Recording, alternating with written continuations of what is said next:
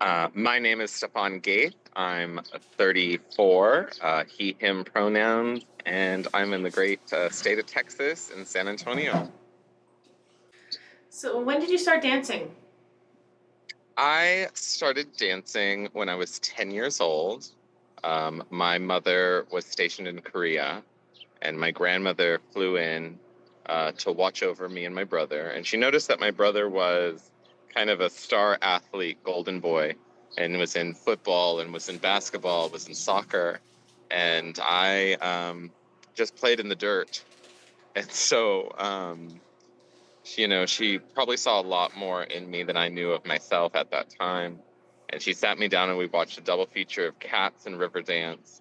And I was just enamored. And, the very next week was enrolled in my first dance class.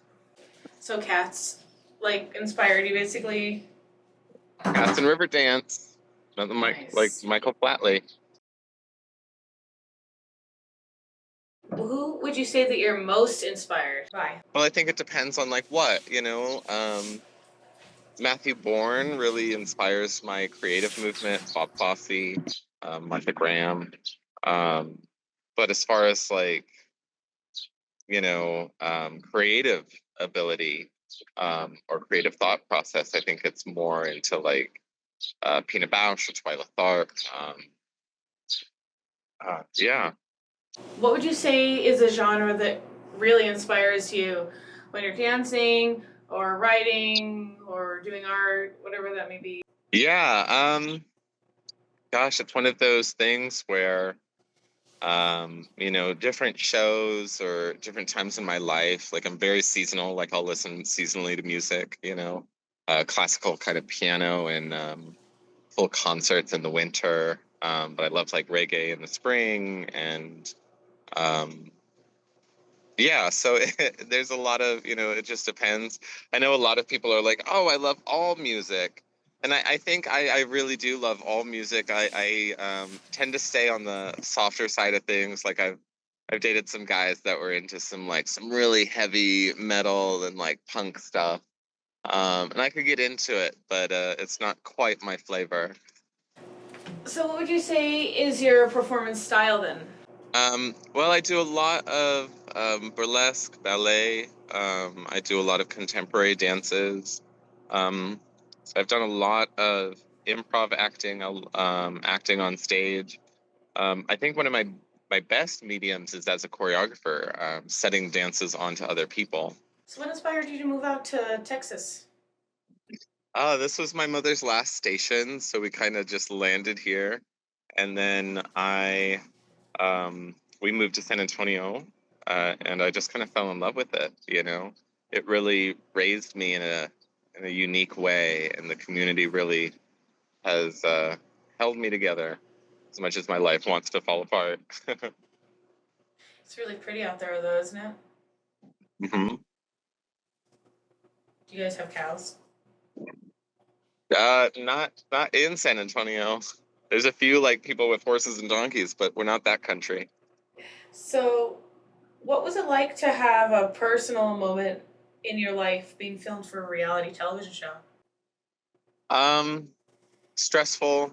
It was it was really interesting, um yeah, mostly stressful. It was during the pregnancy, so we were so focused on doing everything right and going to the prenatal yoga classes and doing all the checkups and then just to have this British TV company constantly, and even before it was Barcroft, the company that recorded it, it was MTV and all these people reaching out, and we didn't, there's no guidelines, and they're definitely not after your best interest. Um, so choosing who to go with and who to work with was hard. And I'm not entirely sure we even got that right, because they can't tell you what show you're going to be in, right? Even if you're a teenage mom, they can't tell you, oh, we want you for the show Teenage Mom or whatever. They have to be like, oh, well, we have a show about mothers. who are young,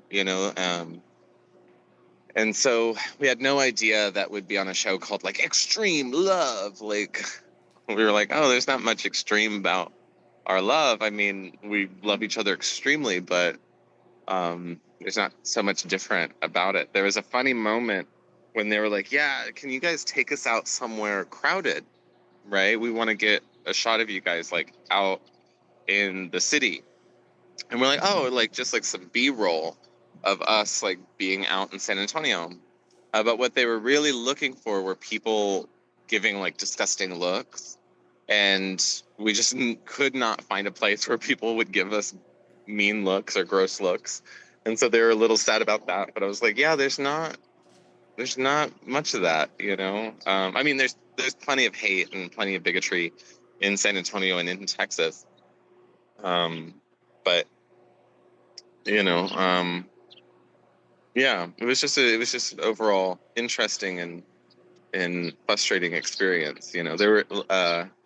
They taped us in the bus. We were living in a bus at the time, and you have to have the AC on, to keep it cool in there. And they're like, "Oh, the AC is kind of loud. Can we turn it off for a bit while we record?"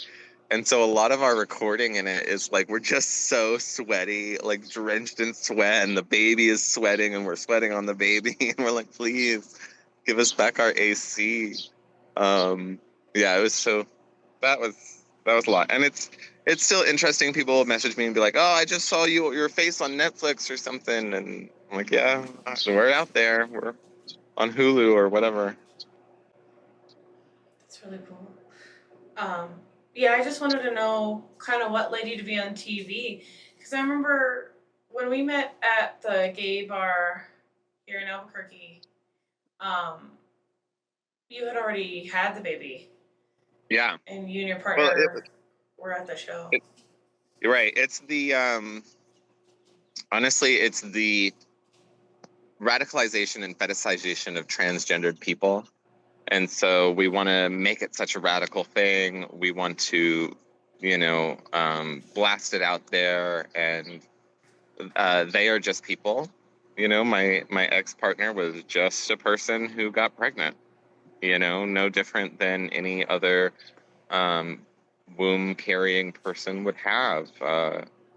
People would always ask us, "How did you do it?" Blah blah blah, and it's like same in how any heterosexual baby is born. Like Right. I'm like, I don't want to get into it, but uh, and so um, it's one of those uh, oh, those hooks, those oh my gosh, what are they called? Clickbait. It's clickbait. You know what I mean?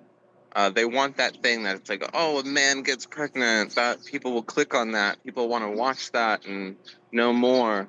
But really, and that's what's so funny about it is like there's been so many examples of trans men giving birth that it's not that radical once you start, getting into it, or at least in my opinion, as a guy that's been gay for so long, I'm like, really, we're still excited about, or not even excited, right? Because that's not necessarily the lens that these people are watching these shows with.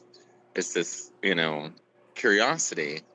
Um, and I think part of it for us was, can we add to that narrative that there are trans people who give birth and live different lives from each other, and it's all still natural and normal and healthy, and yeah. That's cool. That's a really good message to spread. But it's like you guys aren't weird alien people or whatever they think you are. Right. So, what's your favorite project that you've ever worked on? Golly. Let's see. So I used to host something called Improv Jam here in the city. I used to do that once a month. That was incredible. um I did that for like 8 years. um I did Newsies. I choreographed and directed Newsies, and that was a big, like, kind of classic theater production. But honestly, a lot of the like weird one-off shows that I've done with, I've done a few dance productions, and I've been in a few that are just, when you work with original theater, there's just so much more that you get to do versus like with Newsies, there's a script and there's, this is what people are expecting to see. And um, there's only so much you can divert from that original production. Um, so yeah, there's a lot in there.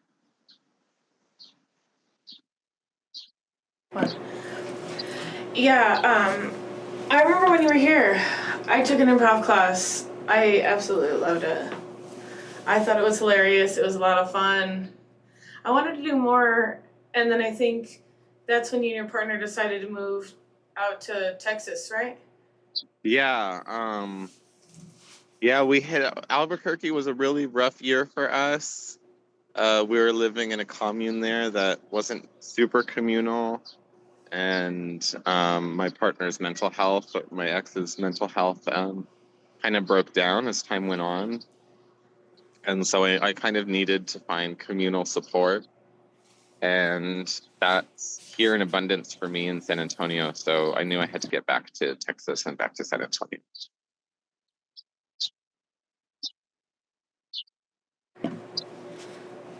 Yeah, I mean, that makes sense. You guys got to think about yourselves.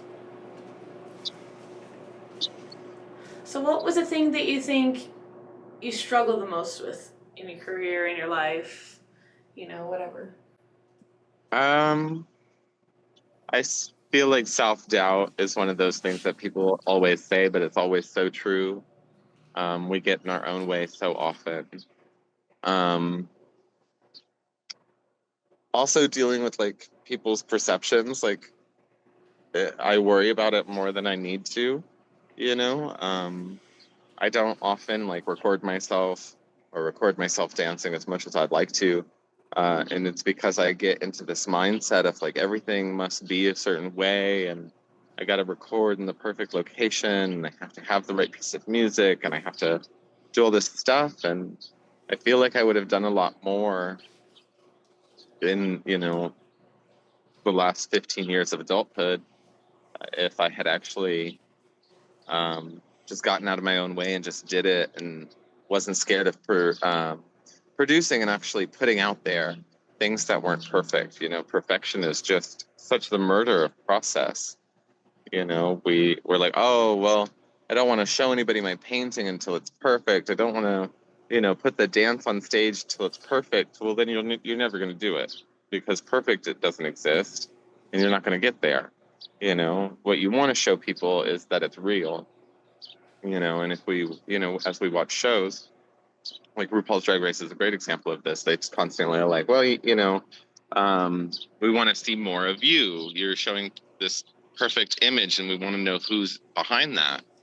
And I think when we struggle with perfection, we need to remember that people are people, and they're not going to relate to perfection because that's unrelatable. No one's ever achieved it, so no one's going to be able to relate to it. Gosh, that was a long answer. Yeah, so I'm opening a dance studio, dance and yoga, multidisciplinary art space here in San Antonio, River Alchemy of Creative Arts here on South Flores. And that's my big project right now, and probably for a while, is getting this off the ground and making it into a success. We have about 2,400 square feet of space, 1,000 square feet of dance floor. We're right next to the river here in San Antonio, which is beautiful. And yeah, it's a work in progress, but it's coming together, and that's my big thing. We open literally on Sunday, so I'm trying to get it all done and squared away. Awesome. So, are you going to teach your little buddy to dance? I hope so. We actually have recital um, tomorrow. Nice. Yeah. So, what inspired you to open a dance studio? Well, I had owned one previously when I was 20. And we unfortunately were priced out of that space within 3 years. And there's a certain advantage to having a space. You know, you're not constantly looking for where and who can help you do and blah, blah, blah. When it comes to putting on your own artistic projects, right? Especially when it comes to dance. Music, if I was just playing an acoustic guitar, I could set up almost anywhere, and plug along. Dance, we need a good floor, we need a good space. There's of course exceptions to that, but it's all very helpful facility. And then of course being able to host for other people. There's so many times when people I know are looking for spaces and wanting to host things, and they don't have a space accessible to them, which is crazy because San Antonio has 1,000 spaces available, but they're either too expensive or just not available to the public. I'm thinking of a few now that you have to be in a particular club or something like that to use that space. So, yeah, freedom is the short answer, I guess. Yeah, that's cool. So what's your favorite style of dance? I'm gonna go with improv, contact improv in particular. Improv in general is probably my favorite form or tool in art, right? Whether it's theater, dance, or music. And I teach a lot through improv. So I feel it's it's the absolute best. More people need to improvise. As artists, we're constantly coming against challenges and needing to find solutions around those challenges. And improv is exactly what that is.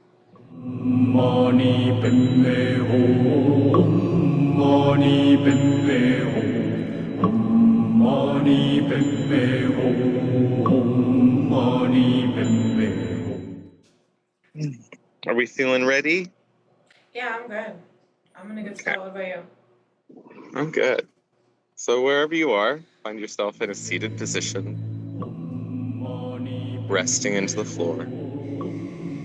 I am no more left than I am right. I am no more back than I am forward. I am centered.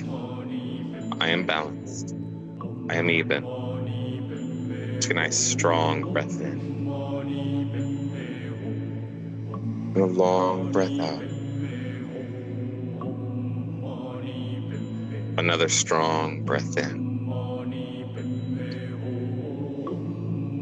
And a long breath out.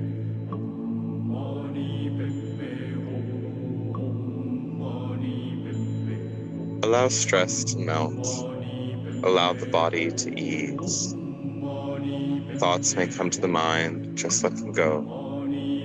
Passing like clouds in the sky. We may notice our thoughts, but give them no mind, give them no time. Let them pass, let them go. Allow the body to be heavy, to be easy, and to rest into space. No stress in my feet, ankles, calves. My knees rest easy, my thighs heavy, my hips and waist resting into space, my chest, rib cage, breathing, releasing. My shoulders are heavy, my arms are relaxed. A light glow of light over my head, releasing my forehead, releasing any tension from my cheekbones, my jaw, allowing everything to rest, be washed by a warm light, and rest easy in space.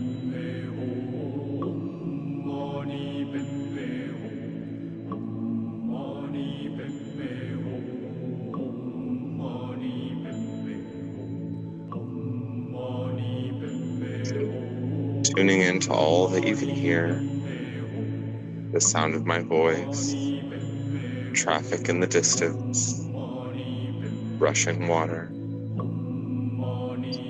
a bird song. Let it all wash. Nothing to bother you, nothing to worry about. Just resting into space, just breathing into time.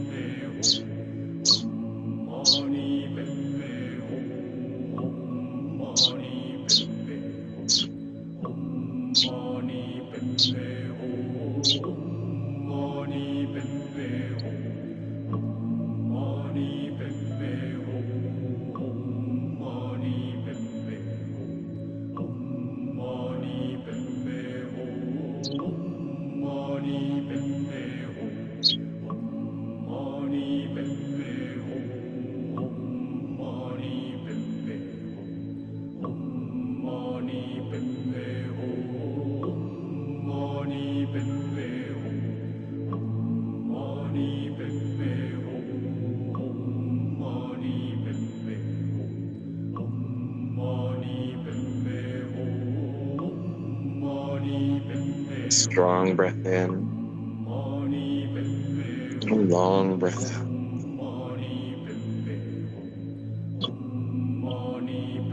And welcome back to space. That was really awesome, Stephen. Thank I think you. it's good for people to always just like stop and take a breath for a minute. Because when you're freaking out, that's when things really get all crazy town. Yeah. Oh, yeah. Well, thank you so much for coming today. Of You know, course. I remember when you were here, you were such a bright, like, performer on stage. I loved watching you tap dance. You were so awesome. Oh, thank So, you. thank you so much for coming to my show. Well, awesome. Well, this is Stephan Gaeth signing off with River Alchemy of Creative Arts. Thanks for listening. Have a good night. Night. Thank you so much for watching our weekly podcast. If you have an interesting story or topic you would like us to cover, please email us and check out our website at mnzproductions.com. We are supported by donations, so please donate to our Patreon, GoFundMe, or Cash App listed in the description below. And don't forget to like and subscribe.